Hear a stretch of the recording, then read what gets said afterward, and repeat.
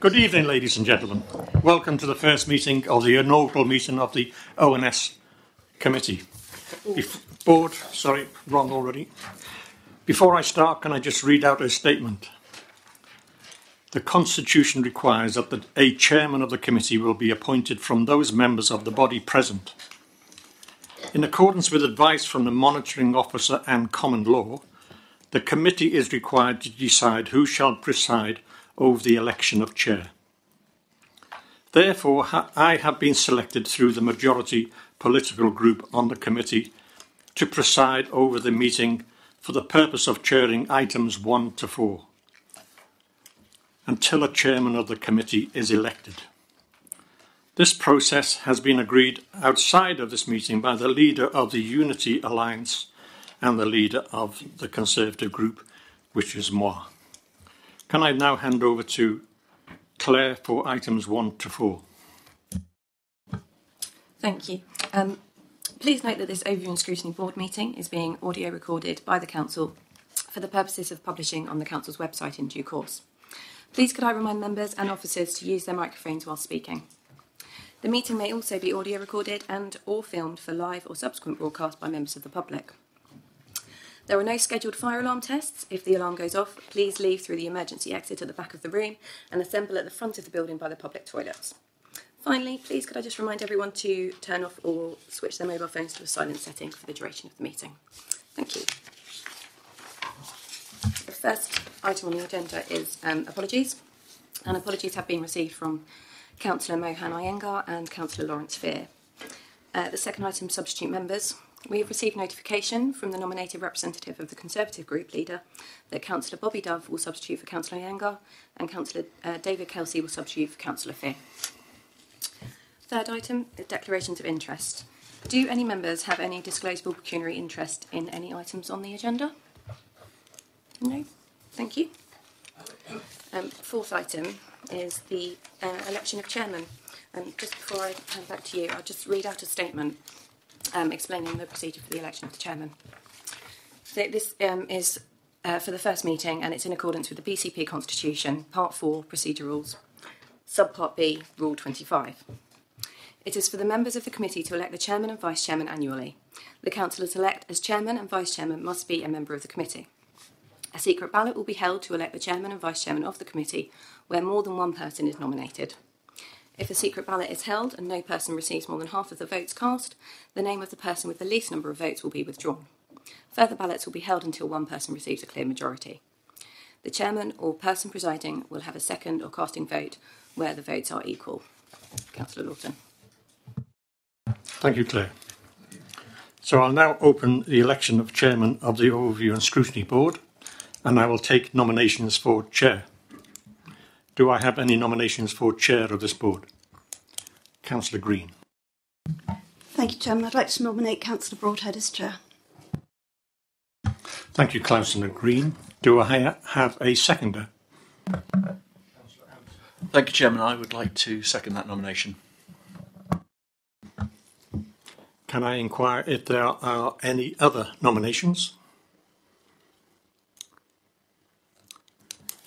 Therefore, can I put that to a vote?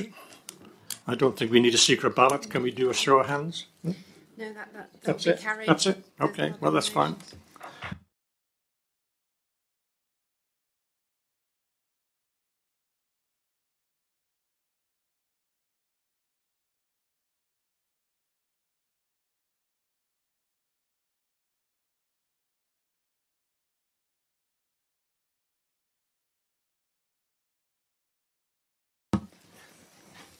Thank you very much, Councillor Lawton, and thank you to the panel for giving me your confidence for the next year. That takes us to agenda item number 5, which is the election of Vice Chairman of the Overview and Scrutiny Board. And in a similar manner, if I could seek any nominations for that position. Councillor Lawton. Councillor Broadhead, can I nominate Councillor May Haynes for that role?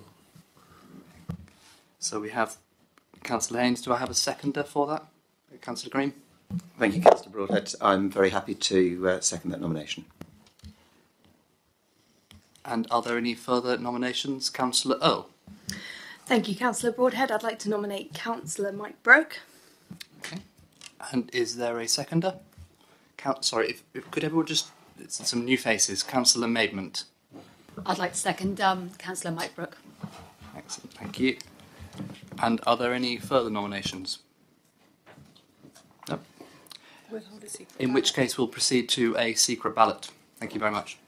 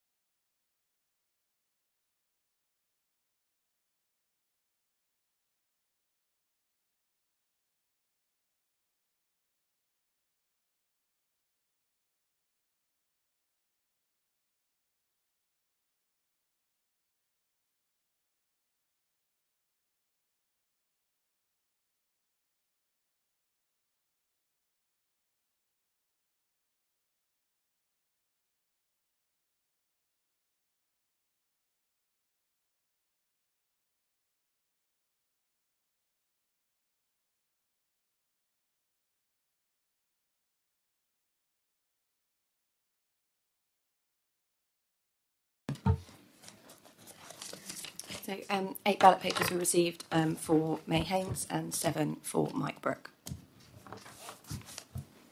Thank you very much, and with the agreement of the group, I'd like to therefore ask Councillor Haynes to come up and join me as Vice Chair. Thank you.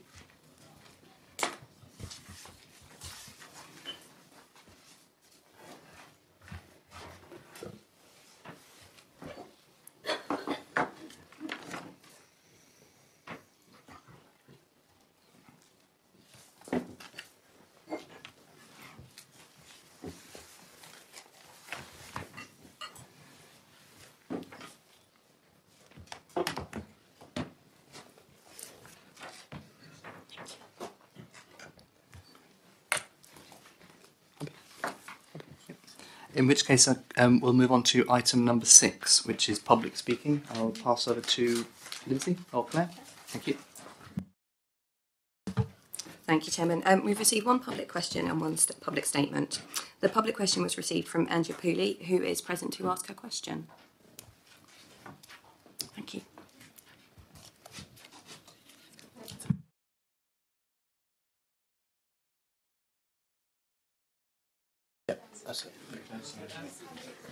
Sorry.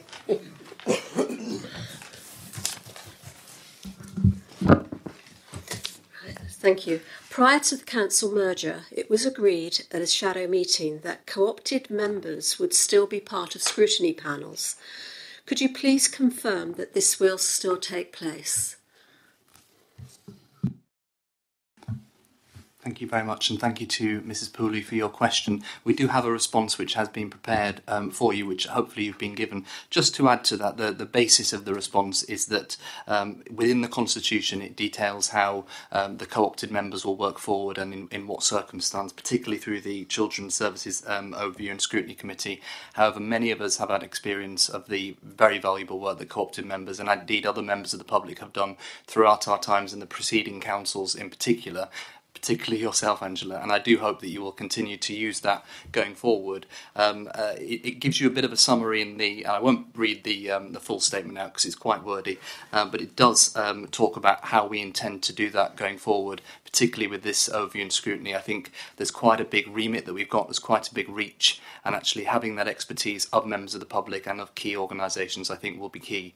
So whilst the co-opted membership has changed slightly, I think if anything we might rely on you even further. I was just wondering if any other members had anything further to add on that. In which case, if you're happy with that answer, and yeah, we'll be relying on you. Thank you very much. We have a public statement which has been submitted by Susan Chapman. Appendix 6, Section 2C of the Constitution states that a statement put under this protocol shall relate to business on the agenda. And whilst the statement does not relate to a matter specifically on this agenda, it does relate to business, which falls within the remit of the board. I just want to confirm the board's happy to receive that.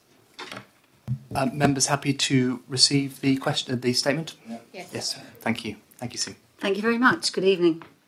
Safeguarding young people is everybody's business, as the BCP website tells us. Currently, the climatically illiterate promotion of extinction energies is failing the Youth Strike for Climate Generation. Melbourne's breakthrough National Centre for Climate Restoration warns of climate collapse and end of civilization by 2050 unless we can overnight transform systems, stop vandalising failing Mother Nature and incentivise and motivate behaviour change at speed and scale with D-Day determination. Sacrificing the next generation to dangerous anachronistic mindsets and extinction energies and to the carbon bombing now impacting the whole world would betray previous astonishing sacrifices and heroism. Thank you. Thank you very much, Susan. So, are there any further questions or statements? None, Chairman. In which case, we will move on to the next item, which is item 7, Cabinet Reports. As members will know from the extensive training that a number of us have gone through, there will be regular items that we brought to the Overview and Scrutiny Committee, as well as things that we choose to bring forward on a separate basis, task and finish groups, and all sorts of different journeys that we're going to go on.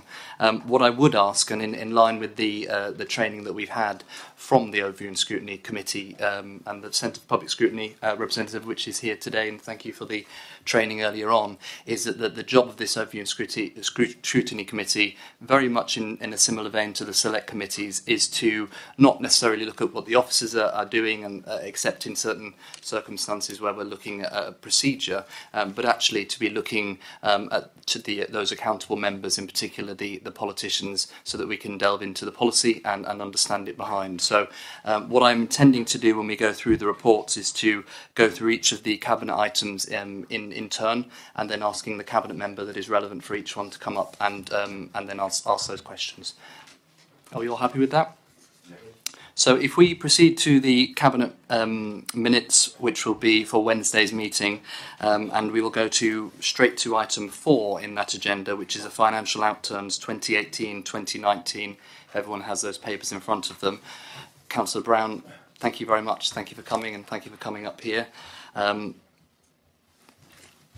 There's a number of items in there, so I thought I would, to start with, if we open it up to any comments or questions from anybody on the panel.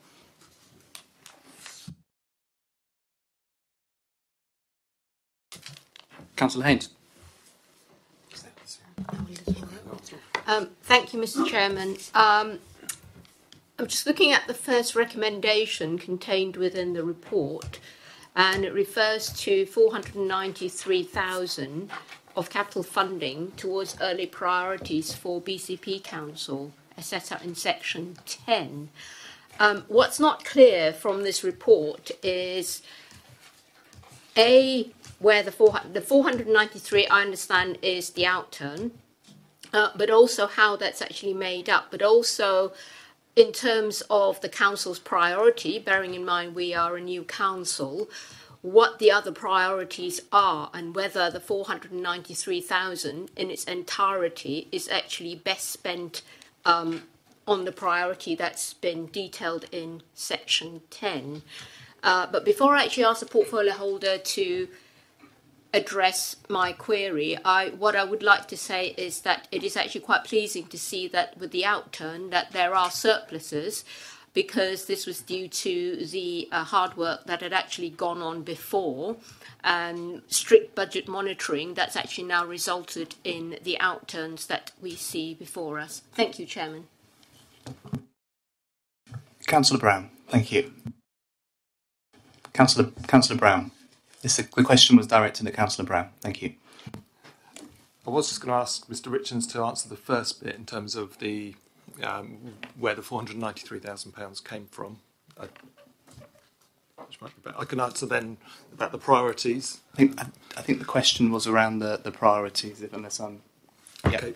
Right, it was a bit of both, but I will. Yeah, in terms of the priority, as you'll be aware, I mean, the new council the new administration has a number of priorities in different areas, and there's been significant discussion over those priority areas, and the choice of the using this capital sum to reopen and refurbish public conveniences in the Poole area was felt across the board really to be one of the early priorities that we wanted to try and deliver on. It's been felt that it's been unfair to many sort of Poole residents, especially when you compare the level of service in terms of public conveniences in Poole compared with Bournemouth and Christchurch, that it was one of those areas which was difficult to justify when you're integrating the council across the three towns. To have different levels of public convenience service across the three towns couldn't be justified. So it was agreed in discussion to be one of the early priorities that we wanted to try and deliver on, and it was an ideal situation that these sums were released. That's what we decided. Councillor Green. Thank you very much, Chairman. Maybe I can just go a little bit further into that then, given what Councillor Brown has just told us. So two parts of the question. Maybe we can just do if it's okay, I'll do it in two parts. But you mentioned that there's a difference in the provision between Bournemouth and Poole and Christchurch for public conveniences. Was that per member of the population, or what are the numbers? How many public conveniences are there available? Obviously, you've gone through this, if that was the reason, in each of the boroughs, and for what purpose was that one prioritised? Councillor Brown. You probably need to speak to the Cabinet Member for Environment, who will be a report will be prepared for that by that Cabinet Member to look at where we prioritise the expenditure. But I think it's self-evident the number of closures that there have been in the Poole area and the public response to that, and the reputational damage. You know, it's been on the front of local papers, it's been in national press, it's got Poole a bad name, and I think it was felt not only just in terms of the service provision, but in terms of the reputation of Poole as a tourism venue, to prioritise that to get our reputation back, really. I mean, you don't only have to read the headlines and listen to what people tell you, that you know that there's a stark difference between the towns. Thank you, Chairman. And I will accept that potentially the Cabinet Member for Environment has more information on that, but with respect, Councillor Brown, this is a paper that's being brought before us by you in your name, and that's why it's you that's being asked on it. But if I could also just ask the second part of it, which is around the prioritisation. You said it has been identified. Can I ask what other options were open? This is a huge amount of public money, £500,000. What were the other potential priorities that were considered, and why was this considered to be higher than each of those, whichever they are? But you'll should be able to tell us. Councillor Brown. I mean, you'll be able to see from the programme being put forward by the Unity Alliance the various areas of priorities and whether that will need capital funding or revenue funding for those different areas of deliverables. But this was felt actually from all members of the Unity Alliance that actually this was an earlier deliverable that we could make progress with quite quickly. You know, there are toilets that you can just get on, reopen, toilets that you can refurbish in a fairly short space of time, and that was what was felt across members. Last one, Councillor. Thank you. No, with respect, Councillor Brown, I don't think you've answered my question, which is what were the other priorities for that £500,000 that were put forward, and why was this particular item taken as opposed to any of those?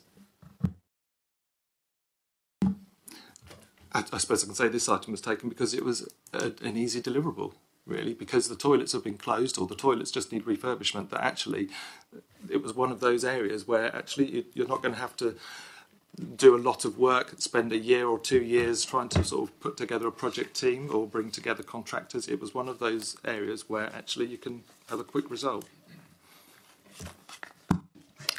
Councillor Brooke, do you have a question? Oh, okay. In which case, Councillor Nicola Green. Thank you. I'm just wondering whether perhaps I can ask that question in a slightly different way and perhaps arrive at a slightly different answer, but one that might inform this body rather better. You referred to a programme of investment and financing from the Unity Alliance. Where is that? Where will we find that? And when? That programme's in development with the work of all the various members of the Unity Alliance, with senior officers who have been working through that programme in the last couple of weeks. Thank you. So there may indeed be a better priority yet to come forward for that £500,000.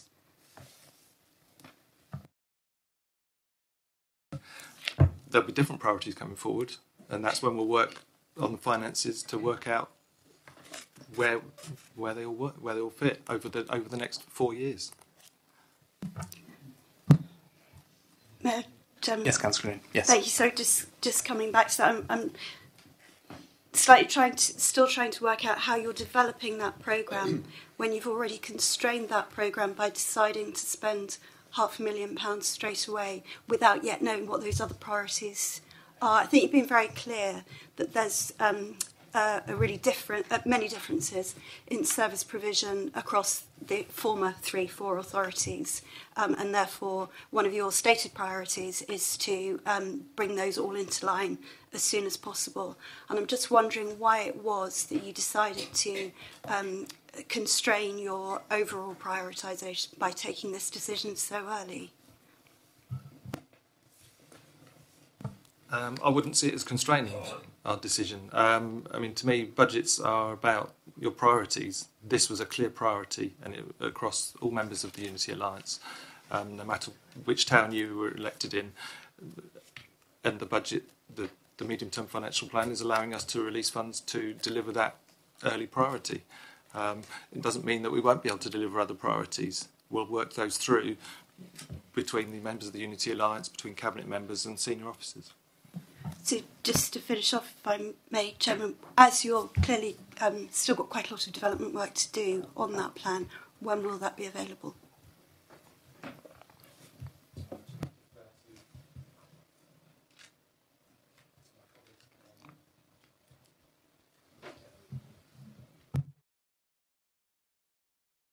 We're currently in the middle of a strategy week, and we are developing a 100-day plan. We would expect that in time for the July Cabinet we will have the beginnings of that corporate plan, which will put a lot more of the meat on the bones of that. Just an observation to finish, Chairman. It strikes me that perhaps to have waited a month to bring a full coherent plan out might have been a better way of prioritising the funding that's available. Thank you, Councillor Green. Any questions, Councillor Dove? Yes, thank you, Councillor Brown. I'm just wondering if all priorities haven't yet been ascertained and budgets therefore haven't been assigned, whether or not a suitable plan going forward would be to perhaps put this on hold, given it's such a large amount of money, and we ensure that nothing else is going to get sidelined as priorities emerge and you find that you may not have the budgets for those to be completed. Councillor Brown.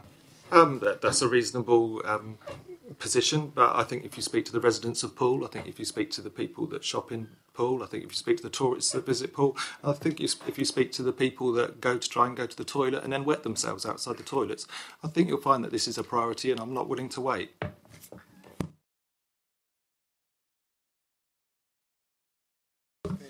Sorry, Chairman.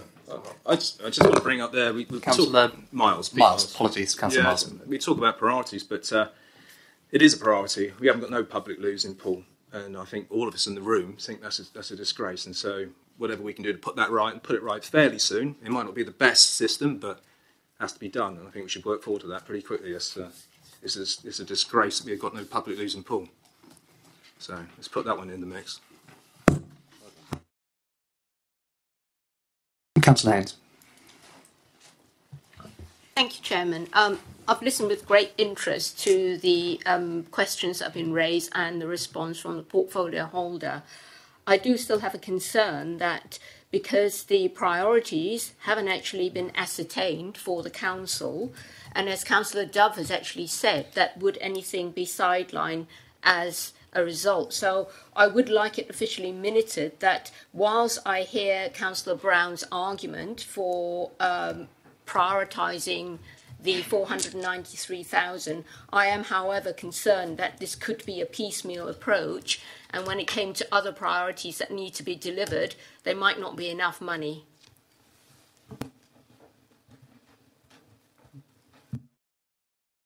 Councillor Green. Thank you, Chairman. I'm just wondering whether we can take that just a little bit further. I, like Councillor Haynes, have not been satisfied, from what I've heard, that the prioritisations have been suitably analysed before finding this at the top of the list for £500,000. And so I wonder whether we might recommend, and I haven't quite got the wording in my mind, so maybe either officers or we could come up with something to ask that recommendation 1 about the approval of the allocation of £493,000 should be once we have had suitable proof that the correct amount of analysis has taken place and that this indeed scores highest as far as the priorities are concerned. So apologies, I can't think of exactly how to word that, but maybe somebody who is better with words than I am. Is that a formal recommendation? It is a formal recommendation, okay. But obviously we need to get the words right as to what our recommendation would be. Is there a seconder that could then tidy that up? I'm not sure about tidying it up, but I'm happy to second it, and I can have a think about it. Councillor Anderson. Right. I'll just, if we can just, unless anybody has a succinct view of the wording of that recommendation, Councillor Nicola Green. No, sorry, Chairman, I was going to suggest, and in the meantime, perhaps we could get some information about the amounts involved. Some sort of breakdown that Councillor Brown suggested that Mr Richmonds might be able to provide for us. So how many, where, and so on, and how sure we are about those figures, because 493 is quite a precise figure, but I don't think I've seen the breakdown. Apologies if I have. Mr Richards? The first thing, if I may, can I come back to the point raised by Councillor May Haynes, please, with regards to the funding of this £493,000, in the sense that within the financial outturn for Poole, the council or Poole were able to set aside resources from the in-year position to fund their share of the local government reorganisation costs. Because they were using the flexible use of capital receipts as the original source of that funding, and the in-year position actually freed up some resources, that meant that Poole had £600,000 worth of capital resources that it didn't actually require under the flexible use of capital receipts to fund the LGR reorganisation costs, and therefore that freed up £600,000 within that Poole context for investment in capital expenditure. And clearly the new administration have made some early decisions on how to prioritise those resources. With regards to the breakdown is available, but I do not appear to have it to hand, so I apologise for that at this moment in time. Councillor Nicola Green and then Councillor Brooks. Thank you. Just a question, could we have that perhaps emailed to us? Would that be all right? Thank you. Councillor Brooke. Thank you, Chair. It's not a question. It's just a statement of opinion. We are rapidly approaching the height of the tourist season. We know what the reputational damage to Poole was as a result of the closure of the toilets last year, and consequently there really is a sense of urgency to get the toilets reopened. And if they're not, then there is a continued high risk of further reputational damage, which could impact significantly upon the tourist section of Poole's and BCP's economy to a far greater extent than the cost of reinstating the toilets. And therefore, while I appreciate the lines of questioning that have been going on, I do certainly think that we ought to move ahead with those reinstatements of the toilets on the basis of a sense of urgency. Thank you. Thank you for your comments, Councillor Brooke. On that subject, actually, I'm glad you brought up risk. It's one of the things that through the training that we've had from the Centre for Public Scrutiny, as we saw earlier on, was recommended should be a highlight focus for the overview and scrutiny. And of course there is a risk, as you pointed out, in not doing anything. Equally, I recognise some of the other points that have come forward, that there's also a risk of prioritising when you haven't yet got the full list of priorities. And of course that is a very real balance of risk, I suppose. While we are finalising the wording, any further questions or comments? Councillor Green. Sorry, while finalising, apologies to come in, but just following up on or building on what Councillor Brooke just advised. Can I ask what evidence we have from the tourism industry that this is indeed what they see as the priority for £500,000? Because if that is the reason for doing it, and it's the reputational damage to the tourism industry, then I presume that we have some information from Bournemouth and Poole Tourist Management Board or whoever the experts are in that field. Councillor Brown? I think you just have to read the national paper headlines that featured Poole's lack of toilets, particularly the ones down at Sandbanks, to realise that it's going to have an impact on the reputation of the town. I think if you live in Poole, if you speak to people in Poole, if you go down to Poole Town Centre, if you speak to elected representatives in Poole, to me it's a no-brainer. You can't to try and argue whether there is an impact on tourism, or to try and say we need to take a bit more time to analyse it and look at this, that and the other, so we need to delay it. I don't think the people of Poole would appreciate there being a delay in reinstating public conveniences. If that's what you'd like to do, then by all means make a recommendation. But I think there's an urgency about delivering this, and I don't think a delay would be appreciated by the people that live in Poole. Councillor Anderson. Thank you, Chairman. So there is a definitive figure that shows that there was a drop in tourism numbers attending Poole Quay, Sandbanks and that area year on year once the toilets were closed.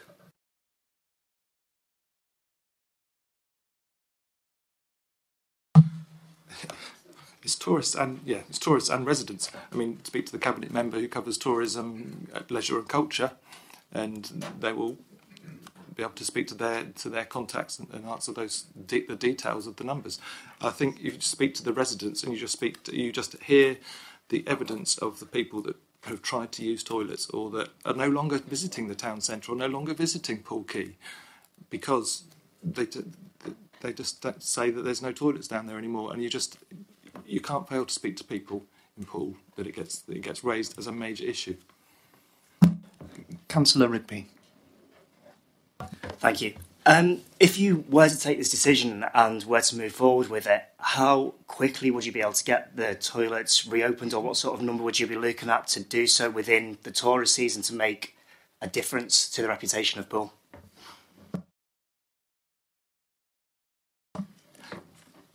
There are 2 toilets that have already been identified to be fairly rapidly reopened, at Lake Pier and at the Quay. Sorry, point of order. Lake Pier was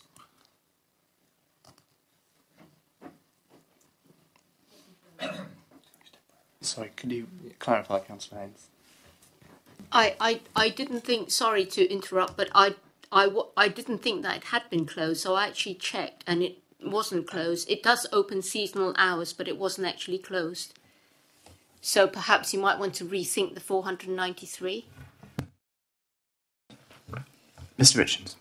If I can come in with the information that I have available to me at this moment in time, in the sense that, and that probably answers some of the previous questioning, in the sense that the 493 capital investment is focused on investment in Lake Pier, Poole Park West Gate, the Haven, Hanworthy Park, Beta, Whitecliff, and the Watch Station.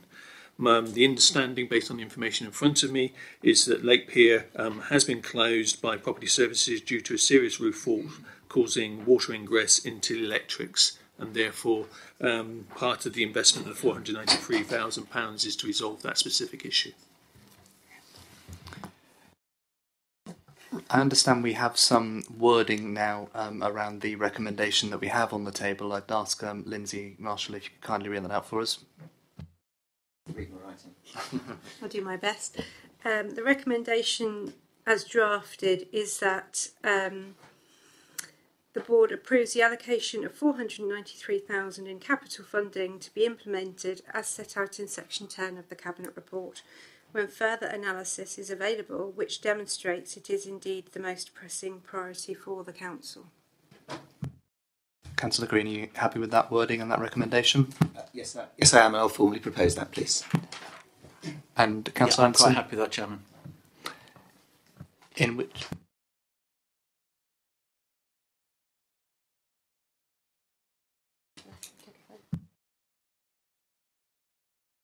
Does anybody want to talk for or against the recommendation in front? Councillor Dove? So just to be clear, it's not that I'm against opening these toilets. And of course I understand the difficulties that poor residents and tourists have.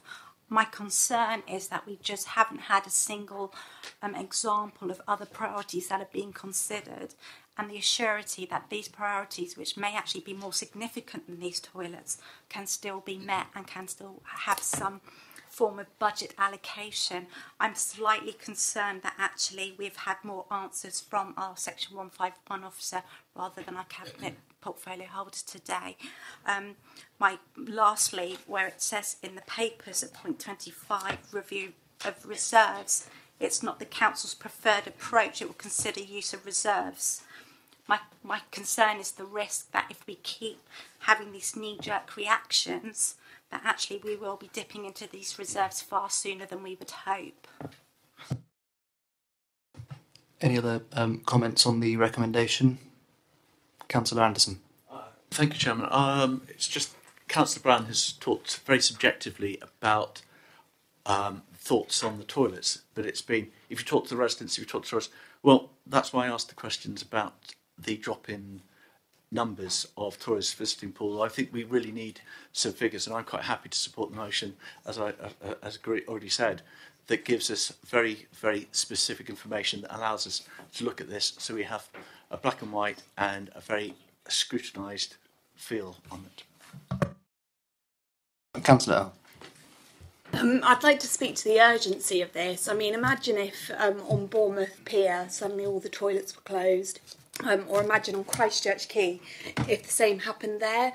When we go into Poole, and it's echoed by the residents and by the business owners as well, that we hear a lot about how people are struggling to walk around our parks and use our open spaces to be able to, enjoy the areas that other people enjoy in other areas. So I'd like to speak really against the idea of a recommendation because of the urgency of this. Thank you, Councillor Earl. Councillor Green and then Councillor Farquhar. So if I may sum up. Yeah. Pardon, yeah. Councillor Farquhar. Thank you very much. I'm somewhat concerned about, and I appreciate that I didn't attend the training, but we're talking about human bodily functions here. I spent a night on the streets in London, the capital city outside Westminster, in December. And one of the things which I discovered was the most difficult part of that experience was actually having access to somewhere to do my ablutions, somewhere to wash, somewhere to feel clean, somewhere to feel human. I attended a charity walk on Sunday with an 80-year-old in Upton Country Park. Now, he has got irritable bowel syndrome, He has got a great deal of concerns and physically health-wise. And to deny a resident or a visitor or a tourist or a business for their customers access to lavatories because of this recommendation, I cannot support it in any way, shape or form. That's all I wanted to say on that matter. Thank you, Councillor Parkwell. Councillor Miles. I just want to say I'm a business owner in Poole, and I know firsthand that it's had a detrimental effect on my business and other key operators. And so I think it's a sad idea. So I'm definitely against it. I understand what you're saying. Things should be scrutinised, and these guys should have their finger on the pulse when they come up with these sums of money to do this. But I think it's a huge priority for Poole. And as I say, first-hand knowledge, I'm there day in, day out. So I know what people are talking to me. They're telling me, you know, I open my restaurant for people to use the loos because people are knocking on the door. So I do know. So there you are. Thank you, Councillor Miles. I mean, from what I'm hearing across the group, in reference particularly to what Councillor Brooke was saying earlier on, I think the discussion is centring not necessarily about the balance of risk about whether toilets should or shouldn't be reopened or closed. It is more about the fact that we have a brand new council here. We also have some serious challenges, as we'll hear later on the paper, £15 million of savings that we've got to find. And I think the motion, the recommendation at hand is whether the initial priority without further assessment should be one thing or the other, and I think that's where we are at the moment. But further comments, Councillor Maidment? Whilst I do respect a lot of the comments that have been made, I also want to point out the fact that under the Equalities Act 2010 we have a duty to be proactive. And I think this is an excellent example of how this council is being proactive at an early kind of point in its inception. I also think that there are health and safety issues, especially around some of the events that are held on Poole Quay specifically, where there's been urination in the streets. And so therefore I think when we look at health and safety and when we look at the Equalities Act, I think it shows that as a council we are being proactive in terms of protecting our residents. So I just wanted to place that on record. Councillor Brooks. Thank you, Chairman. The figure that you are discussing at the moment is only a budget figure. I think if you then look more closely at what the outturn figures are going to be, and I'm sure you'll have a report to see what actual sums are being spent, then it's a more accurate assessment that you'll make about the priority. And I think it's also interesting that in the medium-term capital spend, that the capital spend, as I read it in Bournemouth, is going to be over £50 million. Correct me if I'm wrong. But here you're talking a figure of probably £400,000. And I think that's very good investment. Thank you, Councillor Brooks. Councillor Kelsey. Thank you, Chairman. Seeing as we have our newfangled gadgets now supplied by IT, I took the opportunity to go online and find out just where the public toilets were situated in Poole. And I'm quite surprised to find so many that are going to be refurbished that are actually still open. Poole Park, Beta Park, Whitecliffe Park, the Ark, Westgate, all still open, up and running. There also have a very good community toilet system in Poole, from what I can see, with at least 8 community toilet facilities in the middle of the town, including some of the larger shops there. So I do find it quite strange that they're suddenly desperate to open up a few more toilets immediately without waiting to see what their true priorities are. Thank you, Jim. Thank you, Councillor Kelsey. If there are no more, Councillor Nicola Green and Councillor Mybrook. Thank you. Thank you, Chairman, and sincere thanks to Councillor Maidment for raising that issue about equalities, and I think it was timely, and I'm grateful for the prompt. What concerns me is that I do not know what the equalities impact of this decision is because of the lack of understanding around those other things, and that for me is what my biggest concern is. Thank you, Councillor Brooke. Fine. 2 or 3 points, Chair, if I may. Firstly, I was going to raise the Equalities Act and discrimination. The closure of several of the toilets was discriminatory. Anecdotal evidence in terms of the number of people that have spoken to me, especially elderly people with bowel problems, bladder problems, and just being elderly and can't walk very quickly, when they were going out into beta, for instance, and the beta toilets were closed, they could not get to any of the nearest toilets in time.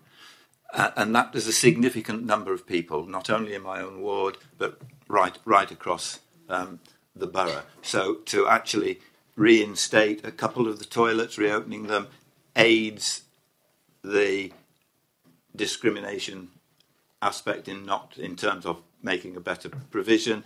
The rest are refurbishments of toilets which are in a poor state, and therefore we are looking at improving the situation for the benefit not only of the public but for the tourism. And again, I say that there is an urgency with regard to that as well. I cannot support the motion. I appreciate the issues that are being raised. I think the questioning has been very aggressive, which is unfortunate for this first time, but at the same time I appreciate some of the questions that have been asked. Thank you, Councillor Brooke. Councillor Mike Green, if you would like to sum up. Well, thank you very much, Chairman. Yes, I've listened carefully to what everyone has had to say, and I have very little to disagree with on any of the fellow members of the panel when they refer to the benefits of having open public toilets. But nor do I disagree with anything that I've heard from the other councillors who have spoken on this. But we are talking about different things. I haven't at any stage said that I think that the toilet shouldn't be reopened. I just don't know, because what I haven't got is the information to show that this is the top priority for the £500,000 positive outcome that has come from the capital spend of 18-19. And it is our job as an Overview and Scrutiny Board to be scrutinising that, to ensure that the decisions are being taken. Our decision isn't about whether it's right or wrong to open public toilets. Our decision here, or reopen or to refurbish or whatever it is, our duty is to check that the executive have followed the right procedures and have ensured that their prioritisation has been done in a robust manner. And I'm afraid that nothing that I've heard has suggested that. So the amendment as I'm putting forward is not to stop the toilets being reopened and refurbished. That indeed will be an executive decision. And it is not for us as backbenchers or indeed as opposition members to make that decision. But it is our duty to check that the decision is being taken robustly for all of the right reasons. And what this recommendation does, what this amendment does, is to ask that the executive come forward and show us that they are taking it for the right reasons and it is the right use of money because of that. If they can show it, then according to the amendment that I'm just about to put forward, or that I have put forward, then they will be able to go ahead and do so. But we really need to know. Thank you, Chair. Thank you, Councillor Green. If I could ask Lindsay Marshall to reread the proposed amendment to the recommendation in item 4 of the Cabinet, and then we will go to the vote. Thank you, Chair. So the amendment will read that the ONS Board recommends that the Cabinet Recommendation 1 be amended to read that Cabinet approves the allocation of £493,000 in capital funding be implemented as set out in Section 10, when further analysis is available which demonstrates that this is indeed the most pressing priority for the Council.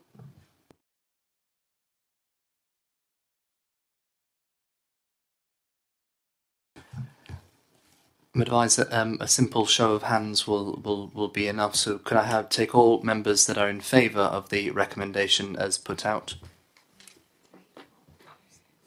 In favour?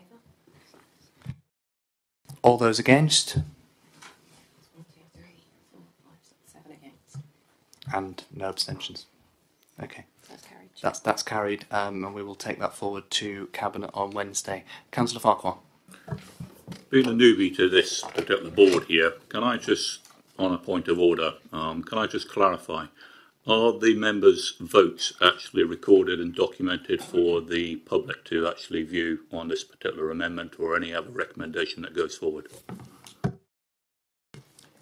They wouldn't ordinarily be recorded by name, but if you wish to have your particular vote recorded, you may request that at the time of the vote. Is it too late to request that then? That's what I'd like to request. Because I think it's important for the residents of this town and the businesses to understand how the Scrutiny Board conducts itself in their benefit. Thank you, Councillor Farquhar. Remaining on this paper, are there any further comments or questions for Councillor Brown? Mr. Richards, you have a question for Councillor Brown? I haven't got a question for Councillor Brown, but I just couldn't let this report pass without paying testament to my staff. My staff have actually closed 4 sets of accounts, which is actually a huge achievement in local government terms. And while I appreciate what's been discussed here tonight, I couldn't let the opportunity without paying, actually a huge respect to Nicola, Matt, and Dan, and the rest of the team in actually closing 4 sets of local authority accounts while going through LGR at the same time. So a huge thank you to them and all the staff that support them. Thank you very much, Councillor, Mr. Richards. And actually, not only agreeing with that sentiment, but to going a little step further, many of us have worked with yourself, both in Bournemouth and Poole as well. And I think it's safe to say, on behalf of the panel, that a team is no good without the person that's leading them. And the fact that we are in this position is, of course, partly due to decisions that were taken by the preceding authority, but also due to the process that's been followed since. So thank you very much, Adam, as well. Councillor Anderson. All I was going to suggest, Chairman, is that we formally record that. Yeah. We all agreed? Great. Councillor Haynes. Thank you, Chair. Just moving on to the second recommendation, which is to do with the high needs block. I really do welcome that, because I remember working on this and we were all very, very concerned, but from lobbying we managed to secure some extra funding. It wasn't quite exactly enough to fill the gap that we had, but it did help. So I really welcome this update that's going to be coming for the first quarter budget monitoring. Thank you, Councillor Haynes. Are there any further comments or questions on this item? If not, are we all satisfied with the rest of the recommendations as they stand? Councillor Brooke. Just one question, if I may.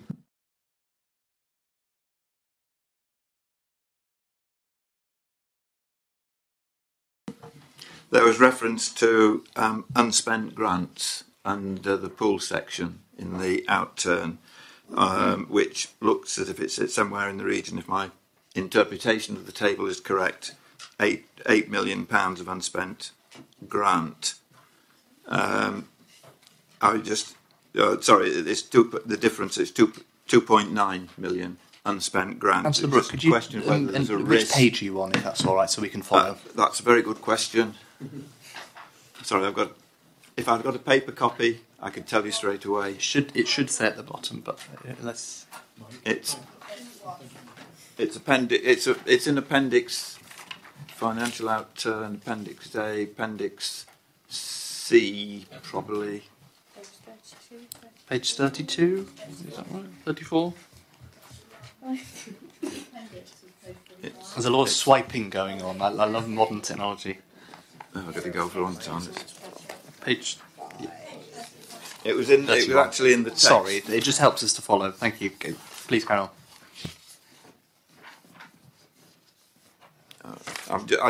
Sorry, Chair, I can't point it out exactly. In terms of the page, I didn't make a note of it. There was 2.9 million of unspent grants. I'm just wondering what and perhaps Adam is the best person to answer this.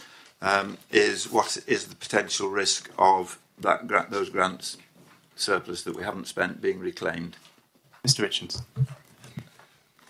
Based on the vagueness of the question, actually what I can do is highlight the fact that within the financial outturn, we do get this situation where the government have made grants available to each of the local authorities within the last quarter, and particularly within the last month, that actually we have no option really but to carry through our accounts into 8/19/20 and then spend in line with the conditions associated with those grants.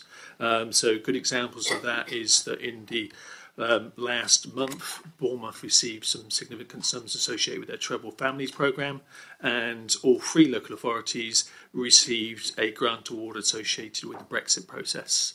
Those are the sort of grants that we get in that last period that we couldn't foresee in February, which then actually are carried forward through the accounts into the following financial year. Thank you, Mr. Richards. In which case, if there's no further comments or questions, we'll wrap up item 4 and we'll move on to the next item in Cabinet, which is agenda item 5 in your Cabinet papers, which are the medium-term financial plan update report. Which is page 53 for anybody that is interested. Again, similar process. Any comments or questions that members may have to direct at Councillor Brown?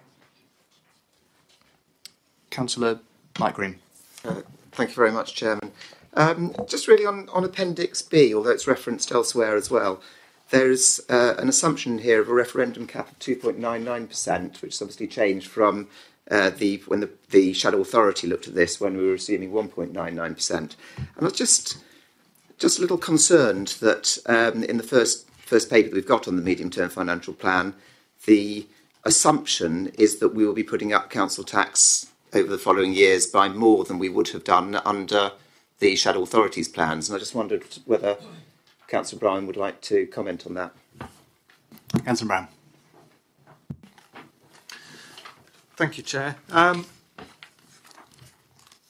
The financial planning assumptions, we've reviewed a number of different approaches. Obviously, the context is that we wanted to align council tax between the 3 towns more rapidly than being stuck on a 7-year conveyor belt of council tax increases in Bournemouth and Poole purely for the reason of catching up with what Christchurch were paying, and to resolve the sort of moral quandary of why Christchurch residents, when within that 7-year period, service levels across the 3 towns would be harmonised and charges and fees for different services will be harmonised, how you could then continue to justify a different level of council tax for residents then receiving the same levels of service, which we felt was morally indefensible, really. So we felt that the priority was that the 7-year council tax harmonisation process we could not justify in the long term,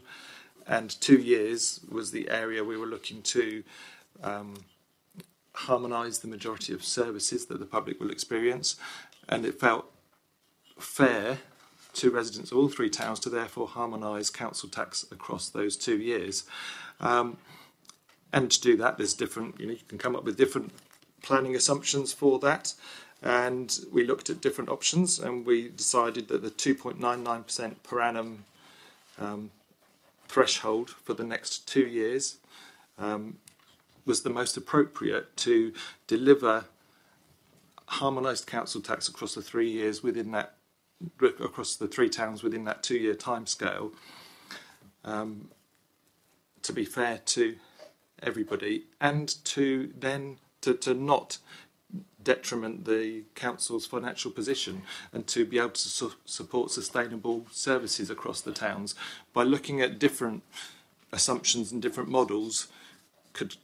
You'd end up with a bigger savings gap to fill. We're already looking at, based on these assumptions, a sizable amount of savings we've got to find in next year's budget by coming up with different schemes, different assumptions using lower council tax increases.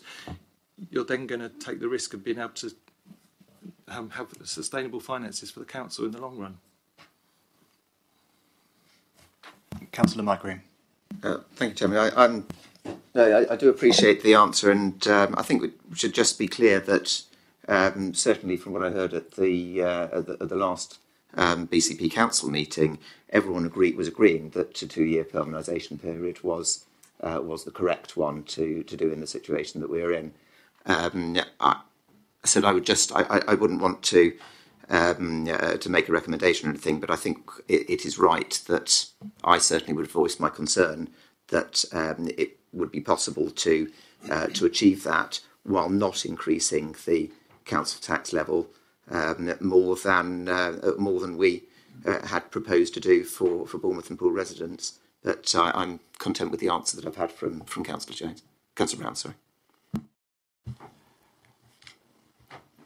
Any other members wish to comment? Councillor Haynes? Thank you, Mr. Chairman. I'm actually looking at the table that's on the bottom of page 61 for those who want to know what I'm talking about. And I think my comment, following on from what Councillor Mike Green has actually said, is that I can see how the sums work, but nonetheless, I am just expressing what other people have said to me, which is, well, Poole are yet facing the maximum increase possible. Not exactly the maximum, 2.84% in 2020-21, but it will be 2.99 in 21-22. So questions are being raised that, well, in an effort to harmonise, is Poole now actually subsidising Christchurch? Is just a comment I would put out there. And I'm actually pleased to note that Councillor Brown has actually mentioned sustainable budgeting. So by that, I hope he means that reserves will not be used to prop up any funding gap for the coming year. Thank you. Councillor Lawton. Thank you, Councillor Brown, for your answer. I find it morally indefensible that you are penalising the residents of Bournemouth and Poole, which we did not propose to do, and I certainly did not say that in my speech at full council a few weeks ago. Councillor Brooke. Fine. I think in terms of the benefits that this new scheme brings to both Christchurch and to the residents of Poole, bearing in mind that the original proposal for Poole was the maximum for 6 to 7 years, and they're only going to be facing a maximum for 2 years, is obviously of benefit. And I...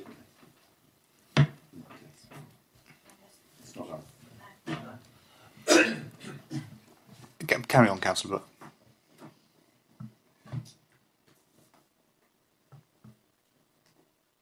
The assumption that it's not right presumably means that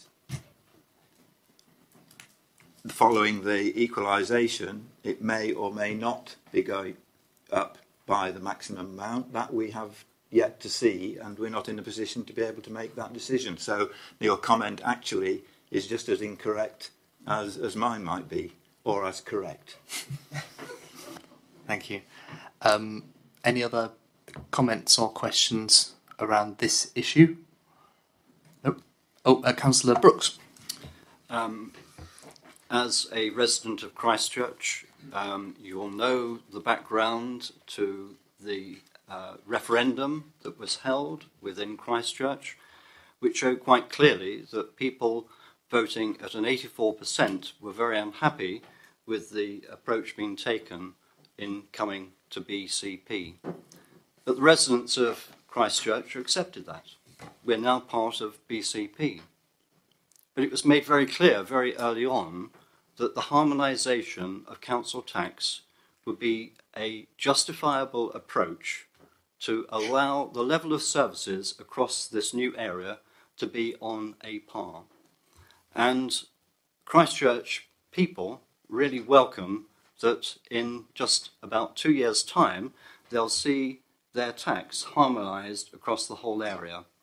And I think that's great testament to the Unity Alliance, who have boldly gone forward and seen that this is the right approach, and I would commend them for that. Thank you, Councillor Brooks. Question, if I may, from the Chair. As Councillor Mike Green pointed out earlier on, certainly post-election there was, and definitely at the last BCP Council, first full Council meeting, I think there was an almost unanimous view that this was a pressing issue, and actually a unanimous view that 2-year harmonisation was the correct way to go forward. Just picking up on your point earlier, Councillor Brown, about the comment that you looked and of a different analysis of Council council tax, on the basis that 2 years was something that I think all of the political parties were proposing. Was this the only the model that essentially you're proposing to us now, which is to harmonise within 2 years by seeing a reduction in Christchurch, but putting up council tax over and above what was expected in Bournemouth and Poole? Was that the chosen model, or was that was that chosen model of different ones that you looked at, or was that the only model that you considered of 2-year harmonisation? There was a number of different approaches to do 2-year harmonisation by making different assumptions. I mean, at the moment, these are financial planning assumptions within the medium-term financial plan. And we'll see how we work through the medium-term financial plan over the coming months. There were different assumptions about exactly at which point Christchurch would meet the sort of lower level, and different sort of charts of how those could be made to match were looked at, and this was felt to be the fairest, to bring Christchurch down year one and level off, and then bring Bournemouth and Poole up using the 2.99% assumption within the financial plans. I think if you don't use those figures, you do get into a lot of trouble about looking at creating an additional savings gap and then having to look at additional services you're going to have to cut to sustain different approaches. And we wanted to balance being fair to Christchurch residents, getting off of this 7-year maximum council tax increase in Poole, off this whole conveyor belt, and actually getting back within 2 years. Within 2 years, we'll have the flexibility to set council tax levels that we feel are right for the services we need to deliver and to deliver the savings and have sustainable service delivery. Without doing this, we wouldn't have had that. We would literally be on a conveyor belt where for 7 years we'll just have to change the council tax literally to catch up with Christchurch. We need to have control back of what we're doing and sustainable service delivery. Thank you very much. Councillor Dove. Thank you, Councillor Brown. I don't think anybody, and I think it's been said quite frequently today around the table, that anybody's criticising the fact that we've brought it down to 2 years. In fact, that was a unanimous approach by everybody here at full council. I suppose what we're trying to ascertain is, and you said it yourself beautifully, the risk of additional funding gaps and less, or the potential of less services for our residents. So how much extra is this 1.99 to the 2 point, or to the increases that you are proposing, bringing in, and what potential services were you proposing would be threatened? Councillor Brown. I'll answer initially. I think if you looked at a 1.99 model, and it depends on the assumptions that you put into the model, obviously, I believe it's about a £2 million additional gap you'd be looking at. I mean, I'm not looking at this stage. We're not looking at particular services you'd have to cut, but you'd have to fill that gap somehow. And with the pressures on the council's finances as they are at the moment, you would have to seriously look at what services you are delivering and the level of services and the levels of fees and charges you are charging to be able to fill that sort of gap. And Mr. Richards might be able to. Mr. Richards. If I can just make several statements, in the sense that I think the first thing to highlight is section 27 of the report. Section 27 of the report highlights that this, as the portfolio holder said, is a financial planning assumption and is in the report for illustrative purposes. And actually the final decision is not made until February 2020. Between now and then, the administration will have the opportunity to reflect on the approach before it is confirmed in February next year. So it is, it isn't a decision tonight. It will be a decision in February next year based on the circumstances that we find ourselves in next year. Because I think one of the things I'd like to highlight around the report is the huge amount of uncertainty with local government finance. I think hopefully the report highlights the fact that we are normally in a process of a spending review, and we are normally in a process of a 4-year fixed local government finance settlement, neither of which we currently have. And as to the timing of a spending review, I think there are various statements being made that potentially we might not even receive a 4-year spending review this year. We might find ourselves in a 1-year spending review. So there's a huge amount of uncertainty. What that means is that it won't be until December of this year, possibly Christmas Eve, if the rhythm of the past is anything to go by, that we get some kind of certainty for financial planning purposes. That will leave this council 8 weeks to respond before it then finds itself in the council chambers having to make a decision. So I think at this stage, I think we would be very difficult for us to actually say we're going to adopt this strategy or that strategy, because actually until we know the government's position, actually we've got to be in a position where we are able to respond to that as part of that process. Turning to the question, I think hopefully the table in figure 4 highlights the fact that generally every 1% on council tax will generate around about just over £2 million for BCP Council. By adopting the approach that we are putting forward as part of this financial planning assumption is actually it will mean that around about £2.5 million of that will be foregone. You know, if we were to increase council tax by 2.99, we would potentially be able to achieve 6.3. But actually, because we're coming up with a harmonisation strategy, then we're coming up with an approach £2.5 million less than that as part of the approach. But nevertheless, the increase from 1.99%, which is the norm for government with regards to the annual threshold to be applied to council tax increases, and instead going for 2.99, which is the maximum they've allowed in the last 2 years, then actually what we're able to do is reduce the gap from 16.2 to £15 million for 2021. Now, as to whether it'll be 1.99% threshold or 2.99% threshold, I don't think we'll know until probably later in the year as part of that process. And clearly, as I said, you know, actually no decision is being made because we're going to be needing to respond to that position when it becomes a bit clearer as part of the overall financial strategy. Thank you, Mr. Richards. Any other comments or questions around this issue? Councillor Nicola Green. Thank you, Chairman. Just really reflecting on the discussion that's gone on.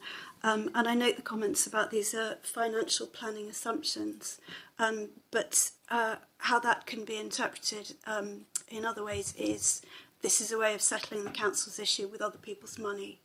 And I think that's a very unfortunate message when it goes out. And we're not quite clear what it is we're telling our residents. I think from this it's quite clear that we are telling Christchurch residents they can expect a reduction. But what we're telling Bournemouth and Poole residents is that you will see greater increases than you had expected from the budget that was set this year, and that those communities include some of our very poorest neighbourhoods. We know that they sit in Bournemouth and Poole principally. And I'm very concerned that we have not going back to Councillor Brown's moral justification, that we haven't perhaps got this quite right. It doesn't feel quite right to me at this stage. Going back to the fact that these are assumptions and work needs to be done, I understand the iterative nature, but I don't feel in any way reassured by this paper. Councillor Brown, have you respond? Or? Oh, I'm sorry. Can I respond to it at all? Please. Yes. Well, I accept. You know that may be your interpretation and your view. I believe that by settling the harmonisation question within 2 years is actually beneficial to residents of Christchurch, of Bournemouth and of Poole. Poole would be facing maximum increases for 7 years. Residents are aware of that. I wasn't. Partly because of that reason, I wasn't in favour of the integration of Bournemouth, Christchurch and Poole, whereas other colleagues around the table here supported that, and only 3 months ago, back in February, supported a 7-year harmonisation that would have seen Poole council taxpayers penalised for 7 years with massive council tax increases purely to catch up with Christchurch. We're getting out of that within 2 years, and I think that's a good news story as far as I'm concerned for the residents of Poole. And I think just to back up, the sort of elephant that's in the room in terms of looking at the report is around, as Mr. Richards has mentioned, about paragraphs 7, 8 and 9. And it's talking there about the spending review, and we're hoping to hear by October the results of the government spending review. But then, literally in the last week or two, Liz Truss, the Financial Secretary to the Treasury, or Chief Secretary to the Treasury, has announced that because of the changes in the Conservative Party leadership and because of Brexit and other issues, they are unlikely to start that spending review before the summer recess, and therefore they are not looking at doing a 3-year spending review for any government departments. That leaves us in an incredibly uncertain and difficult position because, as Mr. Richards said, not only will we not hear, if what she says is right, not only will we not hear in October what the 3-year spending review is, we will not hear a settlement until December. And they talk about austerity ending, but not knowing till 8 weeks before we have to set a budget is incredibly difficult to plan. We've been fortunate the last 3 years, we've had a spending review, we know the rough envelope. And to be honest, for a national government and national party that prides itself on financial responsibility and living within its means, to actually, because of other things going on, to stop effectively running the country is just not acceptable to me. And I think an awful lot of councils will be struggling because of the government's inaction over sorting that spending review. Thank you, Councillor Brown. Councillor Nicola Green. So I was just saying that I found those last comments particularly unhelpful in the light of just trying to give some reassurance to our poorest neighbourhoods. Councillor Mike Green.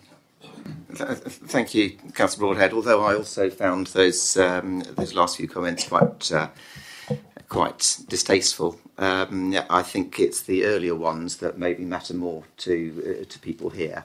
And I'm afraid to say that this is a good news story to the people of Poole and Bournemouth, because they're going to get higher increases in taxation over the next 2 years than they expected, and then be starting the third year and on at a higher level is, well, I'm afraid it's nonsense. And if that's the sort of good news that we can look forward to, then let's think again.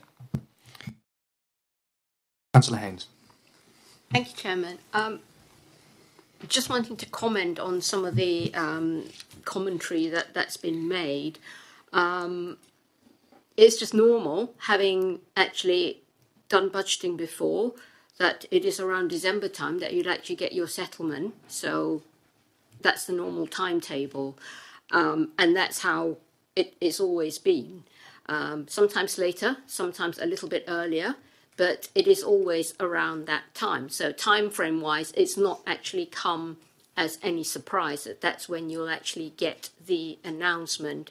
But I think what I am a little bit more concerned about is the fact that we are starting on a base that the maximum threshold will be 2.99%, when there is actually no guarantee that that could be 2.99. It could be 1.99, as was actually said. So if that is what it ends up being, we are at the risk of actually having to find another, is it 2 million?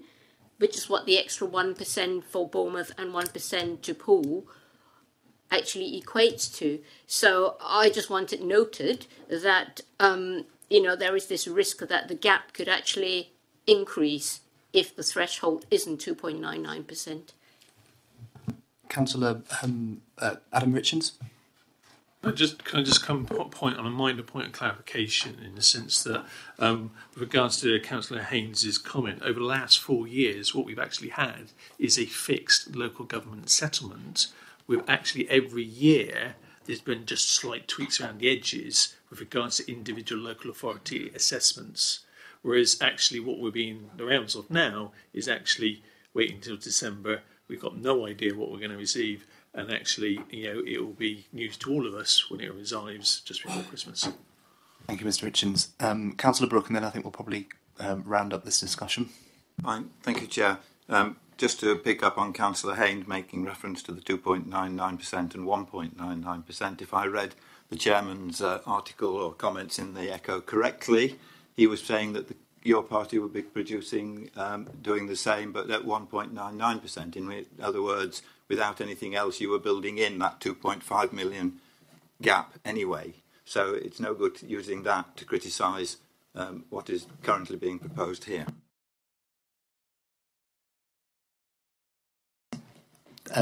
Councillor Duff. Sorry, I think we just have to be clear about where we are. I think, yes, the 1.99%, as mentioned by the Chair, had been catered for, but there was savings that had been allocated. The danger of obviously making the assumption it'll be 2.99 is that this council will be spending beyond its means, will not be responsibly forecasting the medium-term planning, and then furthermore it will be our residents that end up picking up that bill for not taking responsibility appropriately. Councillor Farquhar. Again, I'm going to use the newbie card and the fact that I didn't attend the training. But what I do see here, and I'm going to make an observation because plenty of councillors around this table have done the same, rather than asking a question, is that why are we making observations? Why are we going on record to say this is our concern, etc., rather than asking the questions which is required of this board to the cabinet member, which is necessary? Because at the moment, it looks to me like people around this table are just grandstanding. Thank you for that comment. I think had Councillor Farquhar attended the training, I think the clue in the title is Overview and Scrutiny. We are here, of course, to scrutinise the executive and be a critical friend and point out where individual members think that there are room for improvement or to go wrong. Equally, as part of that process, we are trying to be positive as well and put forward other solutions to various thorny issues that we may well wish to highlight for consideration, and indeed, where appropriate, also to put forward recommendations. At this stage, I'm not sensing that there are any recommendations looming from the panel over this particular issue. As Mr Richins and Councillor Brown has pointed out, this is an initial financial strategy, and of course that will be finalised towards the end of the year when we enter into the final budget process. My view on this is that any financial strategy, policy decisions is probably one of the key things that this Overview and Scrutiny panel will need to keep an eye on, need to work further forward, and of course, as we all know from the training, we've got very many different means of being able to do that through task and finish groups, the rapporteurs, all sorts of different models that we will have to consider. Furthermore, whilst we've talked around one issue in this financial strategy, there are, very helpfully from the new administration, a number of other key financial strategies in there as well, which I think gives the Overview and Scrutiny panel a very good starter for 10 of things that we may want to look at in future, and I think that's very welcome as well. So if we are all wrapped up on that and no further comments, then we will move on to agenda item 6 of the Cabinet Papers, which is appointments to outside bodies. Any comments or questions? I think this will be Councillor Slade rather than Councillor Brown. Thank you, Councillor Brown.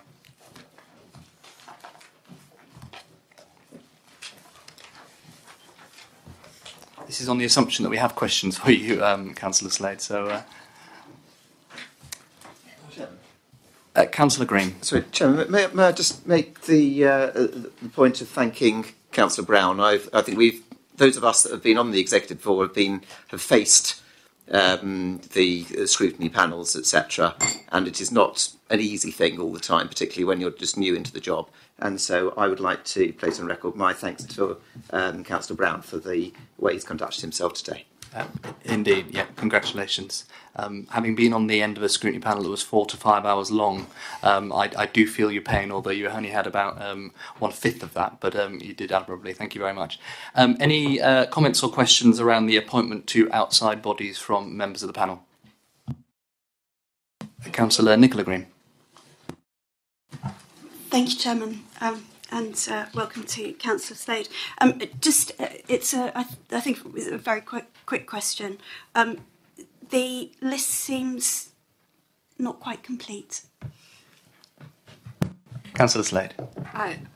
You're right, it's not.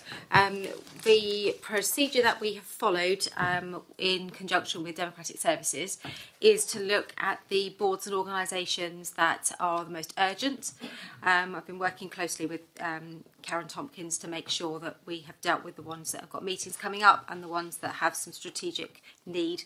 There is a second list that's actually being beginning to be worked through at the moment, and there are other organisations where the portfolio holder has been specifically asked to look at members. So, for example, the portfolio holder for Regeneration and Culture has got a number of culture-related organisations that he's currently looking at the appointments. So these are the first stage appointments that we have to do in time for Wednesday for board meetings that are coming up in the next 2 or 3 weeks.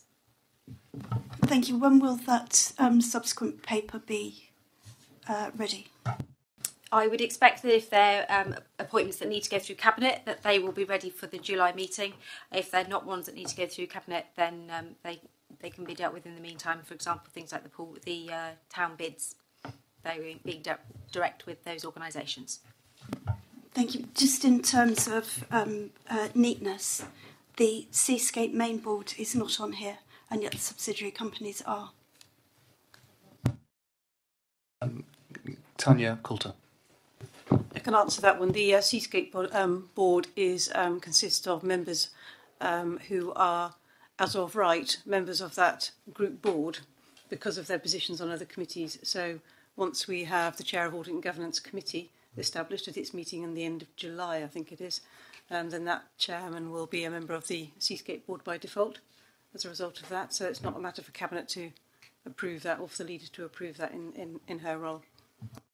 Councillor Green. However, in the interest of clarity, and Ms Coulter will set me straight on this right away, it's the leader and the deputy leader of the council.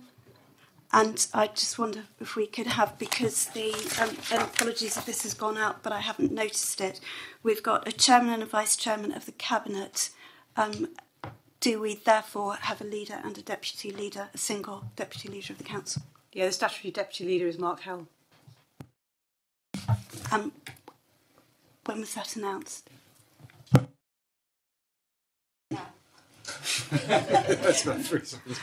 It can be now. I mean, that has been the case since the council meeting, and that is why Mark Howell, as the vice chair of Cabinet, is also the deputy leader. The portfolios and positions are due to be published. I know we've had them from the leader. I think Karen may have put them up. If not, they're going up tomorrow. Thank you. I think we'd welcome all those things being drawn together just for completeness, all in one place. Thank you. Councillor Slade. Yes, you're right. There have been some toing and froing on some of the portfolio holder responsibilities, and we're working to make sure that things are a correct fit. Some of the portfolios are slightly different than they were originally envisaged to be, so it was important that before we published those that we had the minor detail sorted out, and the final conversation took place on that today, so we are expecting it to go up imminently. Thank you, Councillor Slade. Councillor Mike Green. Thank you very much, Chairman. Clearly there are some important bodies to which the Council needs to be appointing members. And can I just ask Councillor Slade what criteria she will use to ensure that the Council is best represented on the bodies that are coming up for this particular meeting? Councillor Slade. Well, a number of the organisations require executive members on them, and so obviously in many cases it will be the appropriate portfolio holder. Where there are non-executive members, then we've been looking at the skills and experience of councillors, and I've been working with Karen Tompkins to look at some appointments that are outside of the executive and outside of the Unity Alliance group, and she's been dealing directly with Councillor Lawton over a number of those individuals. Thank you, Councillor Slade. Any other further comments or questions around this paper? No. In which case, if we're all happy with that, we will move on to the Cabinet Forward Plan. If you want to discuss that, yes. We will move on just to have a very quick, I imagine, look at the Cabinet Forward Plan, which understandably at this stage is less full than it I'm sure will be. Any comments or questions over the Cabinet Forward Plan?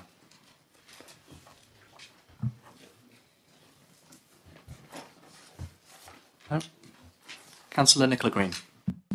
Sorry, Chairman, just not having scanned this in full detail, there are statutory papers, policy and so on, which I presume will need to go to Cabinet, as they have done in the past. I believe the Youth Justice Plan and so on. Is that still the case?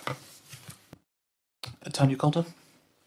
Yeah, this is an initial forward plan as required by statute, and as you can see, it's not populated as fully as you would expect a forward plan, because we've got a new administration and new consideration and a new council, more to the point actually, not just the new administration. So pulling together all the preceding council's issues and then reprioritising. So there will be, following the strategy meetings this week, a full forward plan. In a sense, the next iteration of the forward plan will be published in agreement with the leader on Friday, I understand, so that we have then that statutory 28-day period for the key decisions that will be coming forward in July. Do you want to add? Sorry. Graham Farrant. Sorry, just to confirm that we think we're deferring the Cabinet meeting. It's like to be agreed at the Cabinet meeting this week that we'll defer the July one to the Friday of that week, which is how we get the 28 days, in case members just work that through. Councillor Nicola Green. Thank you, Chairman. Sorry, that raised something else in my mind. But just going back to the population of the forward plan, I just wonder perhaps whether we could send a note out, going back to a point that Councillor Brooks made earlier. There are not only new members, but there are new members to unitary functions, particularly from Christchurch, who may not be aware of the Council's obligations in certain areas, and people who just read about, for example, the East Justice Plan may have no idea what that is, and it's not simply that something which should be left to the Children's Services Overview and Scrutiny Panel. It is something for which the whole Council has a responsibility. So could we just make sure that members are briefed about the importance of those new items which appear on the forward plan? Tanya Calder. Just for clarification, are you suggesting that we particularly brief the members of this board so that you are fully informed and updated, in addition or all members on that? Quite happy to do all members. I just want to clarify that. You can email all members with it to clarify that. I would absolutely ask for all members to be contacted. Thank you. Any further comments or questions for Councillor Slade on this paper? No, in which case, thank you very much, Councillor Slade. That brings to the end the agenda item looking at the Cabinet papers. This is all very new territory for all of us, so I'd just like to start by thanking everybody on that. It is, I think this is a new board. We'll have a lot to get through. It is very much new territory. I'd just like to comment that disagreement is not necessarily a dirty word. I think it's often hallmarks of a good democracy, and hopefully to see that more going forward. Next agenda item we have are the dates of future meetings. Have all members seen those, and are they all content with those? A question that I did have, it is incumbent upon every board to make decisions, firstly about when they're meeting, secondly about where they're meeting, and also around the appropriate time for meetings as well. Personally, my view is that the rotating over the three different preceding council town halls is a good idea, and the dates seem sensible. I just wondered whether any members had any comments about the times of the meeting that they wanted to talk about. Councillor Nicola Green. Chairman, I think we have some quite important, some quite meaty meetings coming up, and therefore I think it's important that we shouldn't start our meetings too late in the evening. We need to be conscious that we're asking for a lot of support from officers to be here. We do now, it's part of what we do, is travelling across the conurbation, and we need to make ourselves available, but to be understanding of the support that we need as well. And I think if we're risking meetings going on until well after 9 o'clock, we risk the quality of those meetings as well. And I think, where we've managed before with 6 o'clock meetings has given time, should they need to run on beyond 2 hours, but people can generally make it there. Lindsay Marshall?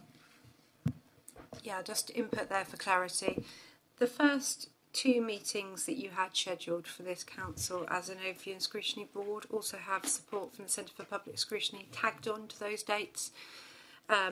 Without knowing which members to consult in advance, we had to take the assumption that the best way to ensure we could get you all together would be to use those dates. That is why there's something scheduled for 5 o'clock today and a later start time.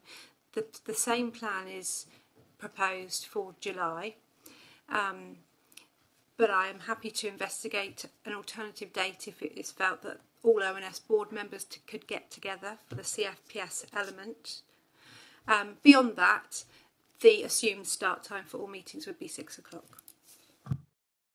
Are all members happy with that as a proposal? Councillor Maidment. Just from a personal perspective, thank you, is that if we want to ensure that we have a diverse representation on our council, we need to enable people such as myself who are parents, who are working full time, to be able to attend the meetings. And so I just want to place on record that the 7 o'clock time is more feasible for somebody like myself who has that juggling act. And I think we want representation from more women, from more people with kind of those responsibilities on our councils. And therefore, I would support kind of as late, or not as late as possible. That's maybe taking it slightly too far. But a time kind of around 7 o'clock would feel more appropriate, especially when we're coming over to somewhere like Christchurch, which for people like myself over in Poole is pretty tricky with traffic.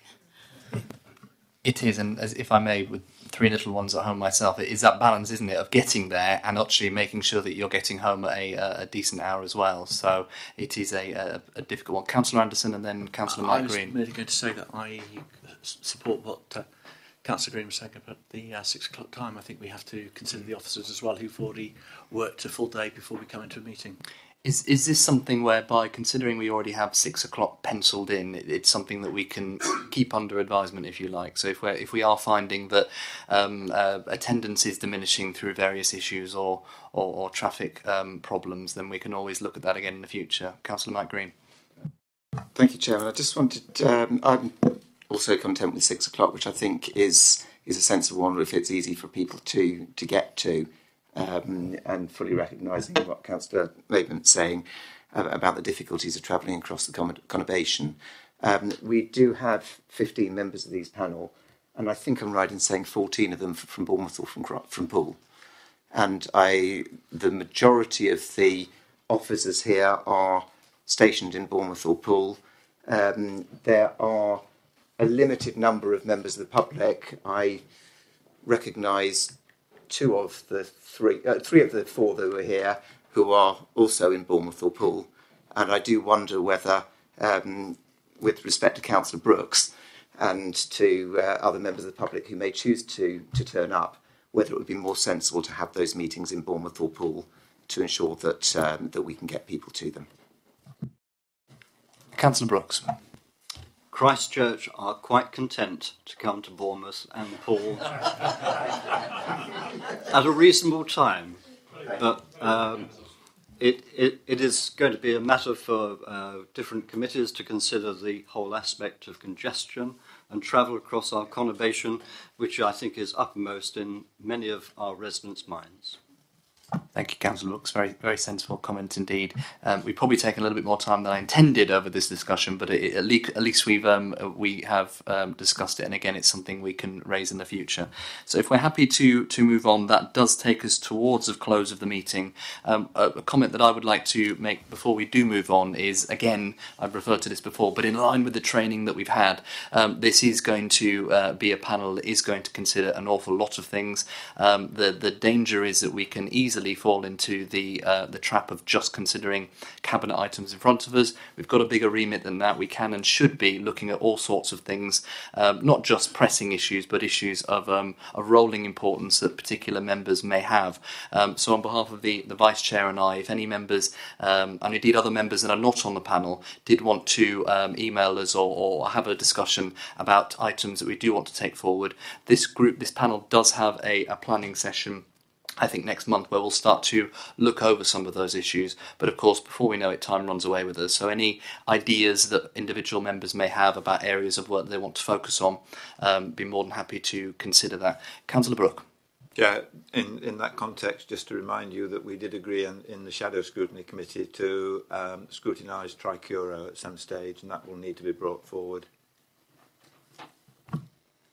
Indeed, and actually one of the comments I was going to make, but for the sake of brevity, didn't earlier on, is the outside bodies, because there are a number of outside bodies that we will want to look into, not only decisions that are already in hand with the authority, but also things that we may want to add value in terms of recommendations to and getting our teeth stuck into pretty quickly. So that's definitely something that will go on the list. But as I said, please don't hesitate to approach Councillor Haynes or myself with suggestions for that, because this is a new beast, but it's one that we've got to tame. On that, I think Lindsay Marshall wanted to just make some few comments about procedure.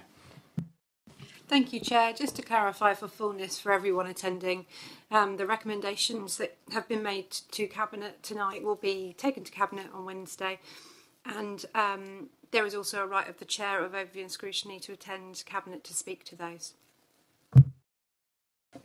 Thank you, Lindsay. So, unless there are any further points to be raised, I have not been notified of any other business. In which case, thank you all for the inaugural meeting of this new Overview and Scrutiny, and look forward to seeing you at the next meeting on the 8th of July in Bournemouth. Thank you.